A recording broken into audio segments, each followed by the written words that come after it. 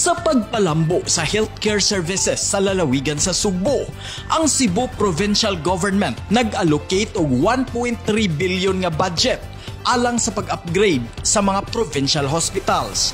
Gisiguro ni Governor Pam Barriquatro ang pagpalambo sa serbisyo sa mga hospital aron mahatagan og tabang ang panginahanglan sa mga pasyente ug ang pagluwas og kinabuhi. Una sa mga prioridad sa bag-ong administrasyon, ang tulo ka importante nga butang: insakto nga supply sa medisina, igo nga gidaghanon sa mga doktor ug nurses, ug ang kumpleto nga medical equipment. Sa unang tulo pa lang kabuuan sa iyang administrasyon, si Governor Pam Barriquatro naka-hire na og 103 ka doktor og 393 ka mga nurses. Ang maong mga medical personnel ipang-assign sa nagadaiyang provincial hospital aron maatiman ang mga pasyente.